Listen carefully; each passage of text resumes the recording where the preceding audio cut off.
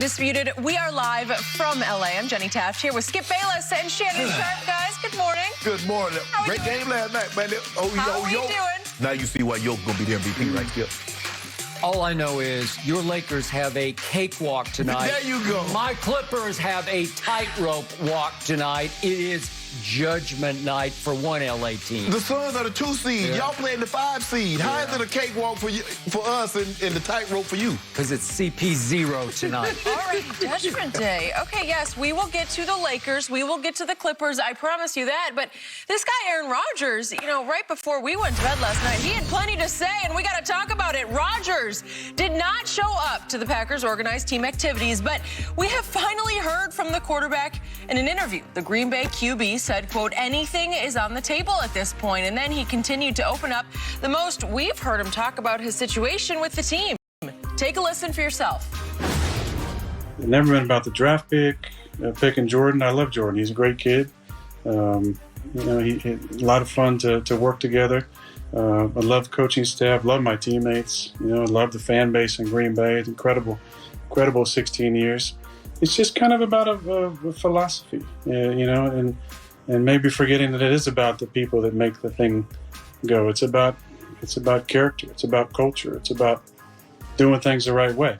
And a lot of this was put in motion last year, and the wrench was just kind of thrown into it when I won MVP and played the way I played last year. So this is just kind of, I think, the spill out of all that. But look, man, it is about the people, and that's the most important thing. Green Bay has always been about the people. A lot of talk about the people. I was trying to figure this one out. Shannon, help me. What do you make of what he said? And it doesn't take much for me to figure this out. This relationship seems beyond repair. Skip, he mentioned a lot of people, but he didn't mention the general manager. He didn't mention the CEO, Mark Murphy, or the DM, Brian Gutekunst. Skip, he said I saw the way this was playing out, but a monkey wrench got thrown into the situation when I won the MVP. He said, I saw what they were doing. Everybody else saw what they were doing. But when I won the MVP, all of a sudden, Skip, he said the philosophy. You know what the philosophy is? Is that y'all don't consult a player of my ilk about some of the things that you're going to do. Now, this was a chain of events that started, I believe the quarterback was maybe the straw that broke the camel's back. But this was a chain of events, a series of events that started. Alex Van Pelt, his position coach, the quarterback coach, was fired. You mentioned Kumaro. They let him go. Skip, another one of his favorite receivers was Jeff Janis, the guy they called the Hail Mary against the Cardinals. The Jordy Nelson situation. There seems to be a lot of things that no one consulted Aaron Rodgers. And when you're dealing, and look, people, I get it. Aaron Rodgers is the guy they never consulted, Tom Brady. But when you're dealing with guys like Aaron Rodgers, and the more accomplished or acclaimed a player is, especially if he plays that position, you might want to consult with him. Skip, and Mike Holmgren laid it out abundantly clear. He said he would have never got to that. He said, I called Aaron in and says, Aaron, this is the direction that we're going in. And now we might have to address it if he's still upset, but at least I give him the heads up. But listening at him talk, he's very matter of fact. He seems uninterested at any point in time of going back to Green Bay. He seems uninterested of mending any fences with the two guys that are the decision makers, CEO Mark Murphy and GM Brian Gutekunst. So for me, it's abundantly clear how he feels. He's content with moving on. He seems to want to move on. He mentioned 16 years, and he cut it off, Skip. Ain't nothing about moving forward. 17, 18, 16 years. It was great, my 16 years. Mentioned nothing about going on. So for me, it seems that Aaron Rodgers is resigned to the fact that I'm going to be playing elsewhere. And y'all need to become resigned to the fact that I'm going to be going elsewhere. Because I know deep down what you wanted to do. You wanted me to play just one more year, and then because I got no more guaranteed money, you could ceremoniously let me go. But guess what? I won the MVP, and now I control all the cards again.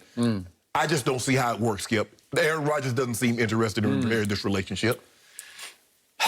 And all that our viewers just heard came from Hall of Famer Shannon Sharp, who was a Denver Bronco for the most part of his career. And he would love to see Aaron Rodgers become Denver Broncos quarterback next year. I mean, I wouldn't fight it. You wouldn't fight it. And by the way, there was a report that just, excuse me, last week, Aaron Rodgers played golf with John Elway, who happens to be the overseer of the Denver Broncos. They did? I don't know. It sounds, it smells like tampering to me. They ain't no tampering, man. It's a public golf course. They just happen to be members at the same course. Okay. Oh, they do? Really? No, I don't know that. I just made that. I don't know, Skip. My biggest takeaway is that Aaron Rodgers is a piece of work. He is a brilliant media manipulator, a master media manipulator, to the point that he said a whole lot without really saying anything. There was nothing dramatic or definitive in anything he said. Did he say, I want out? Right. Did he say, I want in? Did he say, I'm going to be a Packer for life? Or did he say, I will not be a Packer next year? He didn't say any of that. But I think, Skip, you know what he was saying is that if you listen at Brian Gutekunst's talk and some of Mark Murphy saying, they made it seem like there was no issue going on with Aaron Rodgers. And from him talking, there's an abundance of issues going on, and they have not been resolved because he keeps saying philosophically. Okay. I thought he was very cryptic in what he said, but he was cryptically brilliant in what he said, cryptically effective, because he has the whole NFL nation buzzing about what did he say or not say. And it came across as a non-demand demand, because there's demand between the lines, but you got to read all between the lines. Yes. So I took this as a DM, as in direct message, straight to Mark Murphy, who does oversee the Packers. Yes. He effectively operates, does Mark Murphy, as the owner of the Packers. Correct. Sort of the Jerry Jones of the Packers. Correct. Am I right? Correct. They are publicly owned. Right. But he is commissioned to be the buck stops on his desk, Yes, right? that is correct. So this was a direct message to me, to Mark Murphy, that, hey, I threw a big wrench in your plans. It's called the MVP. And now it's advantage me. Yep.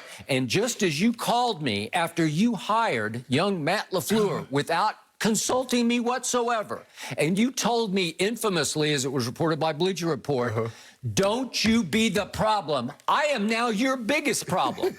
I am the biggest thorn in your side, and now you're going to have to kneel down in front of me and kiss my golden tail, because I am a living legend in Green Bay, Wisconsin, and I want to be treated. He named off he went back to Lombardi. He mentioned Bart Starr. He mentioned Farvey, as he called it. Farvey? It's now come to this. It's Farvey, as in Brett Favre. And he mentioned he called him the Minister of Defense, who is obviously Reggie White. So he says, I belong in that company. Now you need to treat me like I belong in that company, because that's who the Packers are. That's what we stand for